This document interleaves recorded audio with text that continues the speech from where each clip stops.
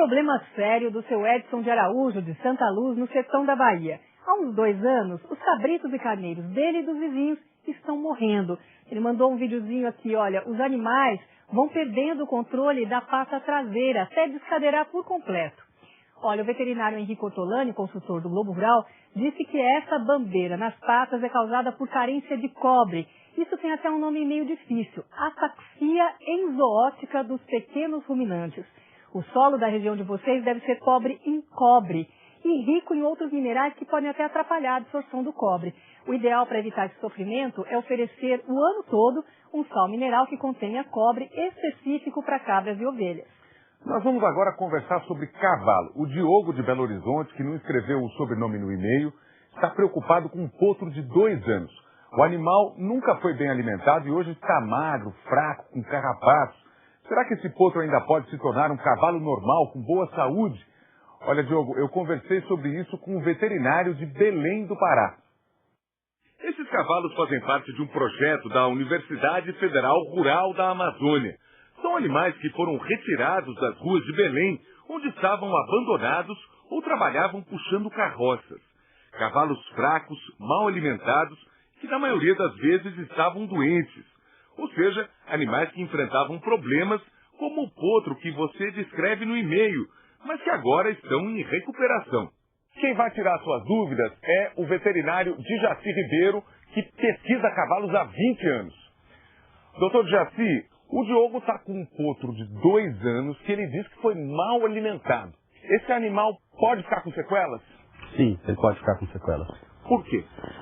Até os 2 anos, qualquer raça de cavalo ainda está em desenvolvimento ou findando desenvolvimento. Se ele sofreu qualquer tipo de carência em proteínas, em carboidratos e alguns minerais, como selênio, cobre, cobalto, ele pode subdesenvolver. Os ossos ficam mais curtos, automaticamente ele fica com uma estatura menor, os tendões ficam mais delgados, mais fracos, o ligamento também fica mais fraco, fica com a musculatura subdesenvolvida. Há casos em que a pobreza, a fraqueza, como por exemplo nesse animal que a gente está vendo aqui agora, que já é um animal adulto, um animal que já tem para mais de 5 anos, não tem retorno.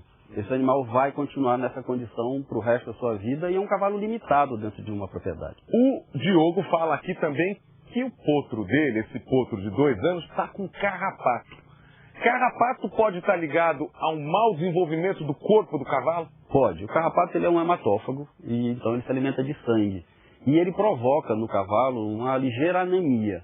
E esse aporte diminuído de sangue vai fazer com que o cavalo não seja bem nutrido a parte de desenvolvimento de músculo, desenvolvimento de ossos. O carrapato ele é um vetor de várias doenças para o cavalo, como a erlíquia, a babésia.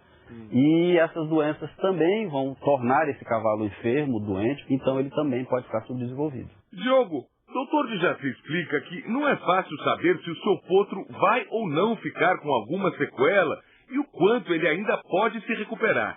Afinal, isso depende da raça do animal e do grau de carência que ele enfrentou nos 2 primeiros anos de vida. O que é certo é que é possível melhorar a saúde dele imediatamente. Com certeza, ele tem que primeiro tratar a questão do carrapato. Para isso, ele tem que contratar um técnico, um veterinário. Se, por exemplo, esse animal está infestado de carrapato somente na orelha, ele pode simplesmente tirar esses carrapatos de orelha. Se for um rebanho e ele está altamente infestado, obrigatoriamente ele vai tratar com um remédio. O outro ponto importante de contratar um veterinário é que o veterinário vai ter condições de, a partir da coleta de sangue desse cavalo ou de outros cavalos, saber se eles estão com as doenças transmitidas pelo carrapato. Quer dizer, o tratamento vai depender do caso específico dele. Vai depender do caso específico dele. A segunda medida fundamental para melhorar a saúde do seu potro é fazer com que o animal passe a receber uma alimentação reforçada, de qualidade. Dr. Dijaci recomenda um semi-confinamento. O animal ele vai para o piquete no final da tarde, ele passa esse final de tarde, noite e amanhã do dia seguinte pastejando em área livre, até porque ele vai necessitar de área para desenvolver musculatura. E quando o sol começa a incidir mais fortemente, por volta de 10 da manhã, ele vem para o sistema intensivo. Ele vem para a baia até mais ou menos as 4 horas da tarde.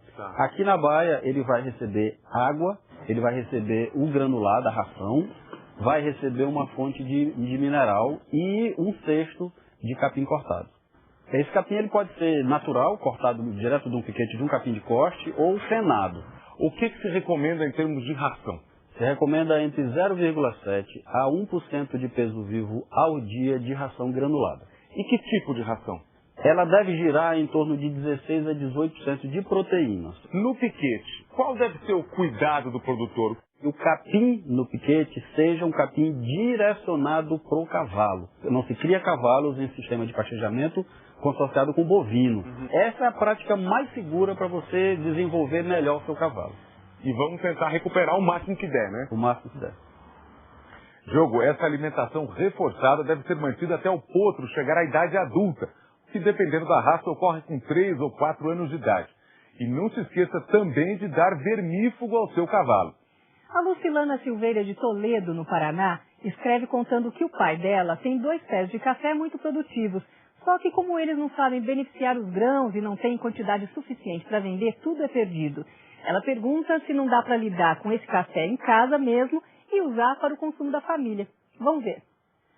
Dona Lucilana, para tirar a sua dúvida, nós viemos a uma fazenda de café em Ibicoara, na Bahia. O Luca Alegro, além de agricultor, trabalha com todo o processo de fabricação do café.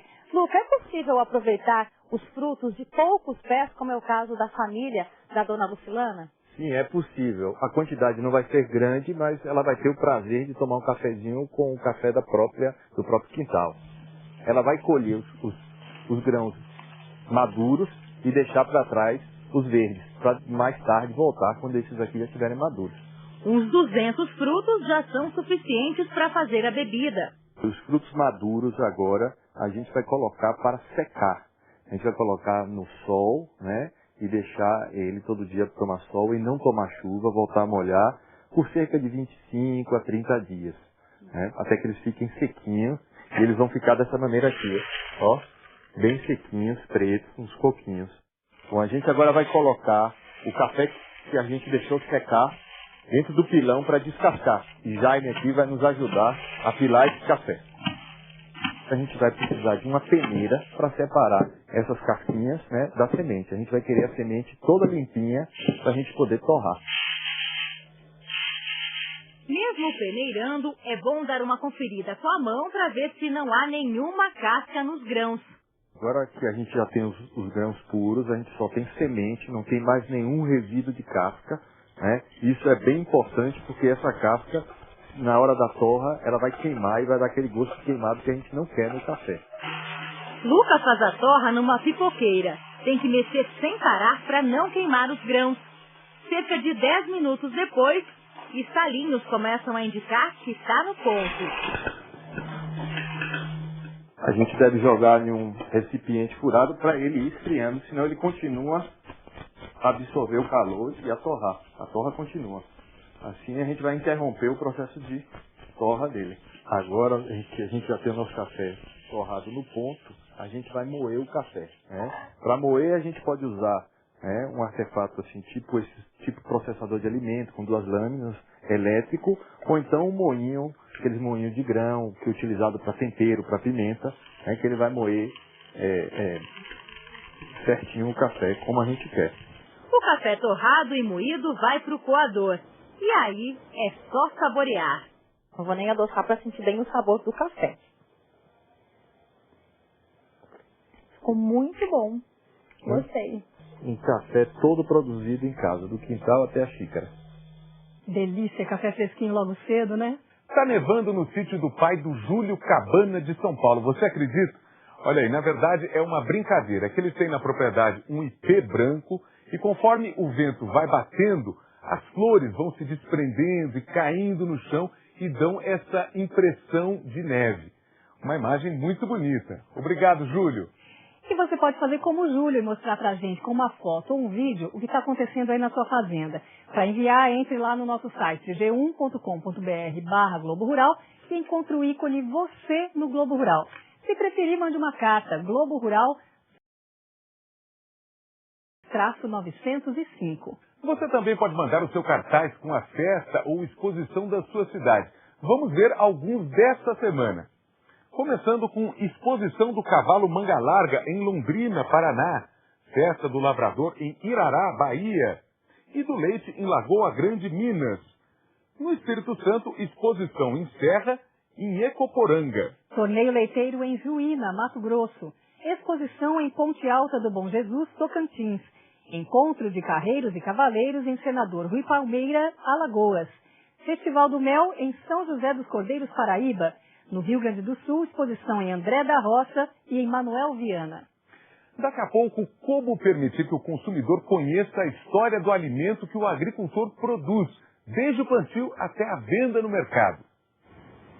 O uso do código de barras para garantir a rastreabilidade dos alimentos.